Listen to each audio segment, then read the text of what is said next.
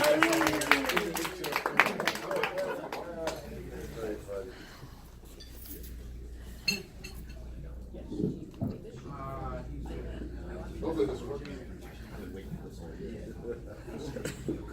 everyone hear me okay?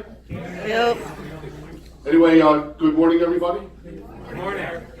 So today, if Ed started to talk, he said that I'm a newlywed, and it's exactly almost 1 year. Next Saturday it'll be 1 year since Desiree and I have been married. And it'll also be next week, it'll be exactly 10 years since we've known each other.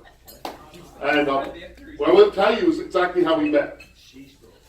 My son, who just graduated college, and her daughter, they were in the same bar and bat mitzvah class together at Temple Shalom. And every Tuesday was when we had bar mitzvah and bat mitzvah lessons. And so I would go with my son to the bar mitzvah lesson. She would go with her daughter to the bat mitzvah lesson. And there was about 20 kids that had their bar bat mitzvah at the same time. And we became friendly with a lot of the families. And we were invited to a lot of the bar and bat mitzvahs because we became friendly with so many of them. And since we were the only single people there, they used to put Desiree and I at the same table. Well, in April, 10 years ago, not only were we at the same table, but the party was at a Holiday Inn, and they allowed everybody to have a room there because they knew we would be drinking. So that, you can give a Jewish guy a little bit of alcohol, he gets a little bit, courageous. Well, after having a few drinks, Desiree was up at the bar, and I was going up to go get a drink. But accidentally, as I was going up, maybe because I already had a drink, I kind of tripped a little bit. And by accident, my elbow went right into her breast. And I was so embarrassed by it. I didn't know what to say.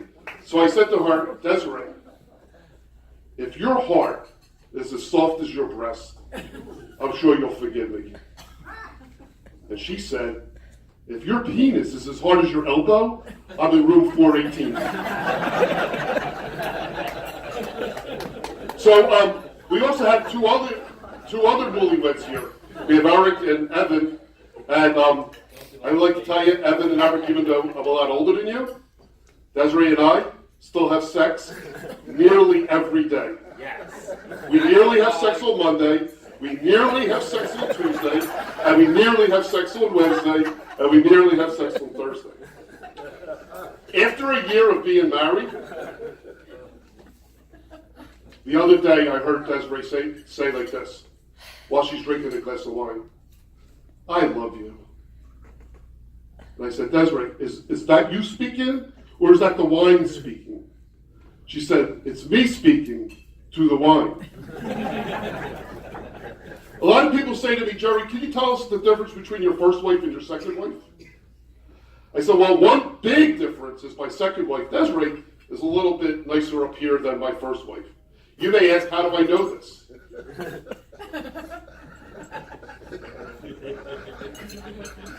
After married for 5 years, someone told me that what you do is on the 5-year anniversary, you go to buy a sexy bra or sexy negligee.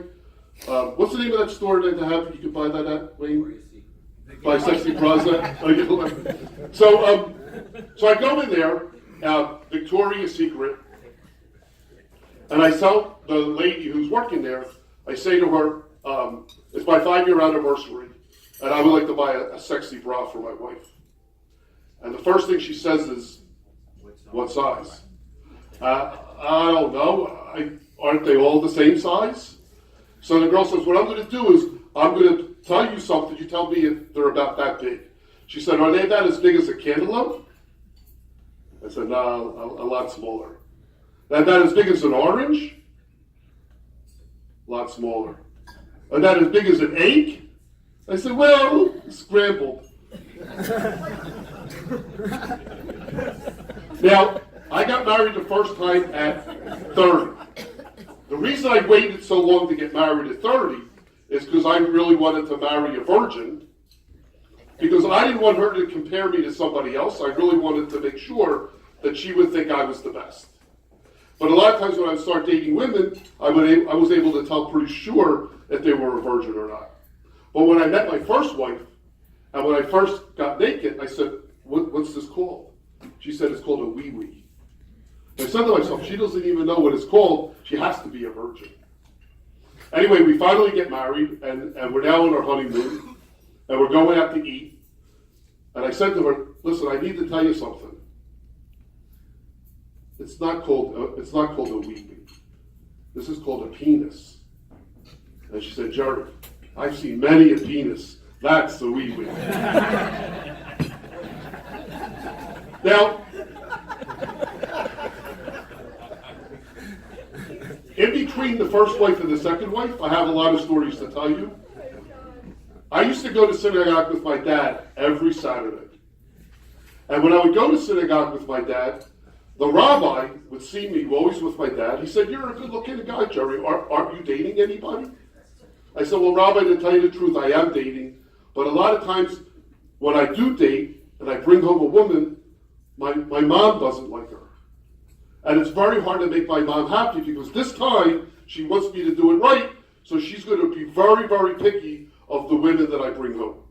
I tell the rabbi every time that my mom just doesn't like the girl. Her hair's too long. Her hair's too short. She's too tall. She's too fat. She didn't go to the right college. I don't like her job. The rabbi says, Jerry, I think I have an idea for you. I'm going to fix you up with a woman that's just like your mom. There's no way that she's not going to like her.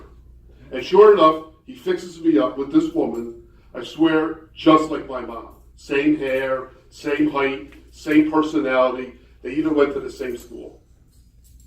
A while later, the rabbi sees me and says, how's it going with that new woman? I said, Rabbi, you are right. My mom loves her. The rabbi says, so what's the problem? I said, my dad doesn't like her too much. I go to the same person who gets a haircut. I go to the same guy who gives me a haircut all the time. I'm 60 now. My haircut person is 65, 66. This is between first wife and second wife. And I'm getting a haircut, and there's a pretty woman walking around, and he says to me, did you ever get your nails done? I never had my nails done. I never had a manicure. He said, see that woman wandering around? If you want, while I do your hair, she could do your nails. I go, okay. I never had that. I'll go for that. So the girl's doing my nails, which I've never had. He's cutting my hair. And I start, flirting with her a little bit. And I said to her, listen, if you want, how about, like tonight, how about maybe we go out for dinner or something? And she said, well, I don't think that's really a good idea. I'm a married woman. I said, I'll tell you what you do. Call your husband and tell him that you have to work tonight. She says, why don't you tell him? He's cutting your hair.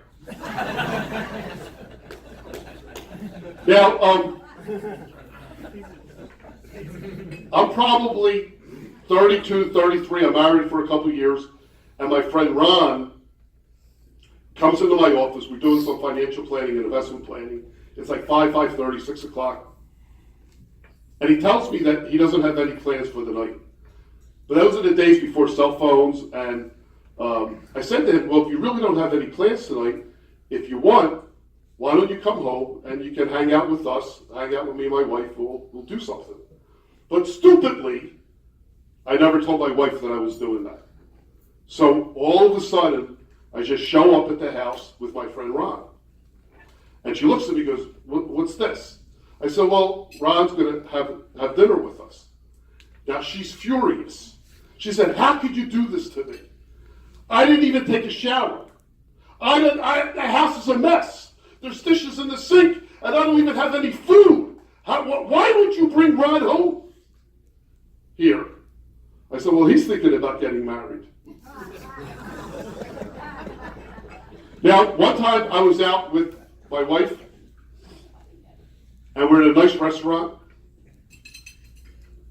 and all of a sudden, a pretty woman walks in, comes right up to me, and gives me a big kiss right in front of her. And I'm like, I'm so embarrassed by it. She said, Jerry, who was that? I said, well, now that you've seen that, I got to tell you the truth. That's my mistress. She said, oh my God, you have a mistress? I said, well, I do. She said, well, then I want a divorce. I said, well, if you're going to have a divorce, I want you to know that a lot of things are going to change. Number one, you're not going to be able to have that BMW anymore. You're not going to be able to have the single home in Richboro anymore. We're not going to be able to keep going down the Margate anymore. And you know what? You might have to go back to work. So you better really think hard and strong if you want that divorce. And as we're sitting there eating, all of a sudden my friend Mark walks in, and she says, Jerry, who's Mark with? That's not his wife. I said, well, that's Mark's mistress. She said, oh, our mistress is a lot prettier.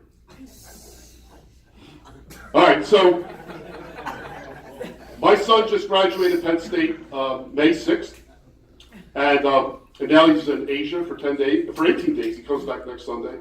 But I didn't know what to buy him for his birthday, for his graduation. So I decided to buy him a Rolex watch for his birthday, for his graduation. Now his roommate was an Italian guy named was Anthony D. I never knew what D stood for. They were best friends. Well, Anthony D's father bought him a gun. And as they're planning their trip, Cody, my son, with the Rolex, and Anthony with the gun, they're talking about the trip and what they're doing. And Cody shows him the watch, and Anthony shows him the gun. And the two boys decide they're going to switch gifts. So Cody gives Anthony the watch, and Anthony gives Cody the gun. Anthony comes home and he sees his dad, who's also Italian, and he says to the dad, Dad, look what I got. I just got a new Rolex watch from Cody. And the Italian fellow says, what are you, an idiot? One day you're going to come home early from work. You're going to find your wife in bed with another guy. What are you going to do? Say, time to go, time to go? And in my last story, I would like to tell you about Ed, because I was talking to him while we were having omelets, and he tells me he's been married 52 years. Well, when you're married 52 years, he told me, that sometimes there's not always a lot of action that goes on in the bedroom. But this one time, they're both he's in the bedroom with his wife, and all of a sudden, he starts to play with her hair a little bit, and then he starts rubbing with her forehead a little bit, and all of a sudden, his wife's starting to get a little interested. He starts to rub her face a little bit, and he starts to rub her shoulders, and then he's massaging her breast a little bit. Now she's getting interested. And all of a sudden, he stops. So she said, Ed, why'd you stop? He said, because I found the remote. Thank you very much.